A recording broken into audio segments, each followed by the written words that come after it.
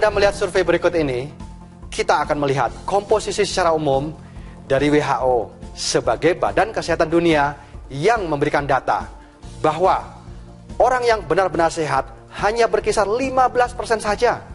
Sementara 70% tampak sehat dan 15% adalah sakit, bergantung dengan obat-obatan setiap harinya. Adakah solusi untuk mengatasi kondisi kesehatan yang makin merosot setiap harinya? Dari sisi lain, dari para ahli dan para pakar banyak melakukan penelitian dan survei atas pola hidup dan perilaku manusia setiap harinya. Di antaranya adalah Linus Pauling, PhD. Beliau telah mendapatkan 2 kali penghargaan Nobel dan terkenal dengan pernyataannya. Pengobatan modern bukan jawaban untuk mengatasi penyakit modern, melainkan keseimbangan dari nutrisi sel tubuh adalah solusinya. Sementara pengobatan medis modern hanya menekan gejala tanpa menuntaskan sumber penyebabnya. Mengapa dalam hal ini nutrisi sel tubuh sangat penting? Analoginya seperti ini. Sebuah bangunan yang terbentuk dari kumpulan semen, pasir, batu bata, dan lain sebagainya. Demikian juga dengan tubuh kita. Tersusun atas kumpulan jutaan sel yang kemudian membentuk sebuah jaringan organ-organ tubuh. Lalu, dari manakah sumber nutrisi sel tubuh tersebut diperoleh? Kita tahu bersama bahwa semua makanan yang kita makan sehari-harilah yang membuat manusia bertumbuh dan berkembang. Dengan demikian, dari sanalah sumber nutrisi sel tubuh tersebut. Ya, dalam hal ini, faktor makanan menjadi hal yang paling utama. Sampai ada pepatah yang mengatakan, what you eat, what you are. Artinya, akumulasi makanan yang sehat akan membuat badan senantiasa sehat dan fit, terhindar dari risiko penyakit-penyakit kronis. Setelah makanan diserap oleh usus dan diproses oleh lever, lalu didistribusikannya semua melalui sistem peredaran darah ke seluruh tubuh kita. Lalu, sisa ampas pencernaan di usus besar seharusnya dikeluarkan sesuai dengan frekuensi makan kita setiap harinya. Artinya, jika kita makan 3 kali sehari, seharusnya sampah tersebut juga dikeluarkan dalam bentuk BAB 3 kali sehari juga. Tapi kenyataannya sehari-hari kita melihat, sementara orang umumnya makan 3 kali sehari, tetapi pembuangan BAB hanya terjadi 1 kali sehari. Itu pun jika lancar. Oleh sebab itu, jika BAB sampai tertunda 2 dan 3 hari saja, bisa Anda bayangkan betapa banyaknya racun dari sisa pembusukan kotoran lama yang menumpuk dan menjadi kerak karsinogen di dinding usus besar setiap kita. Lambat laun, hal ini akan membuat perut menjadi buncit, lalu mencemari serapan usus ke dalam aliran darah. Inilah awal mula terjadinya berbagai macam penyakit kronis. Berikut ini adalah gambar kerak usus pada tokoh Elvis Presley dan John Wayne yang mencapai 37 kilo dan 18 kilo. Untuk memperjelasnya, mari kita tonton klip endoskopi dari usus besar berikut ini. Ini adalah gambaran usus yang normal, bersih, tidak ada kotoran, dan terlihat jelas pembuluh darahnya. Kondisi seperti inilah seharusnya usus kita. Kondisi usus orang vegetarian cenderung normal, namun mulai timbul kotoran yang menempel di dinding usus.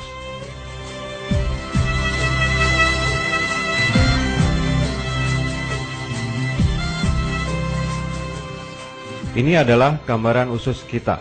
Kotor, penuh dengan sampah sisa makanan yang tidak terbuang, lemak, dan berbagai macam zat kimia.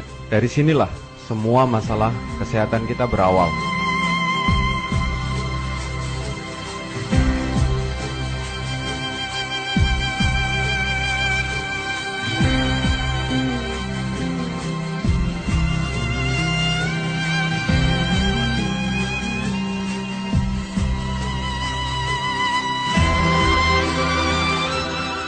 Kondisi usus penderita kanker payudara.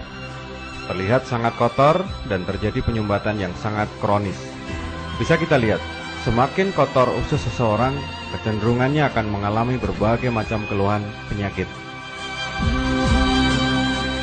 Sebuah gambaran kondisi usus penderita kanker prostat, kolesterol tinggi, dan hipertensi.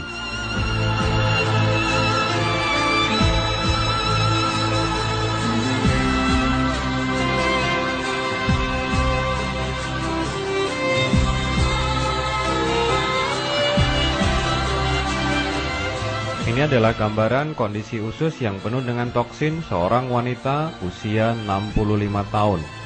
Toksin terlihat sangat hitam karena telah mengerak selama puluhan tahun. Jika Anda menderita asam urat, ini adalah gambaran toksin di dalam usus Anda.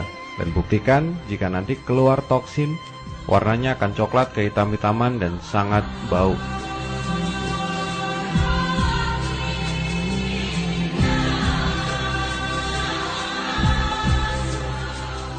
Salah satu resiko ketika toksin terlalu lama di dalam tubuh kita, maka akan muncul parasit-parasit yang akan berkembang biak di dalam perut kita. Ini adalah endoskopi kolon di mana kita lihat parasit berkembang biak sangat luar biasa di dalam perut kita.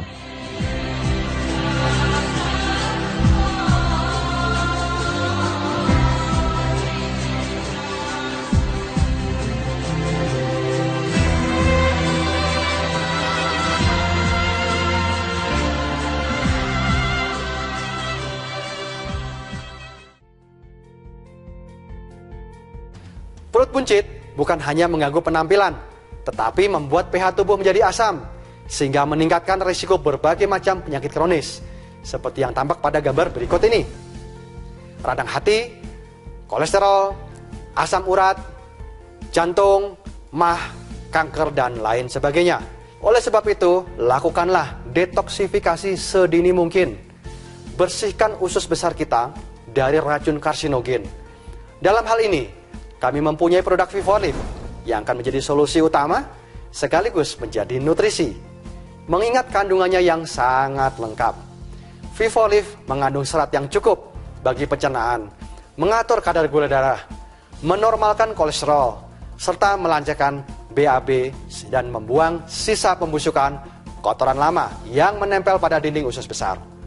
Sehingga pinggang akan menjadi lebih ramping, perut terasa lebih plong, dan badan menjadi fit dan ringan.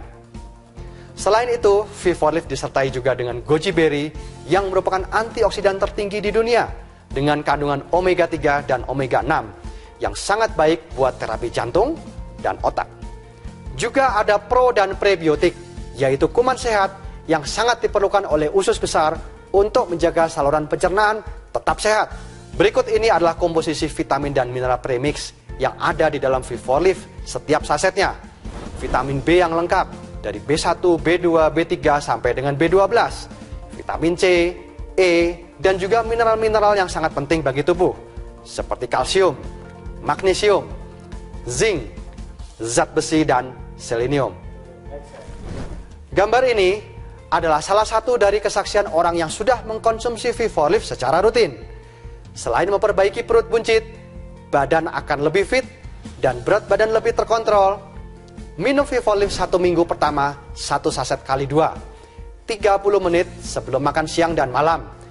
Minggu berikutnya 1 saset per hari. Gunakan VivoLift dengan air suhu normal, lalu aduk dengan cepat dan langsung diminum sebelum mengental. Anda bisa gunakan botol shaker VivoLift untuk mengaduknya.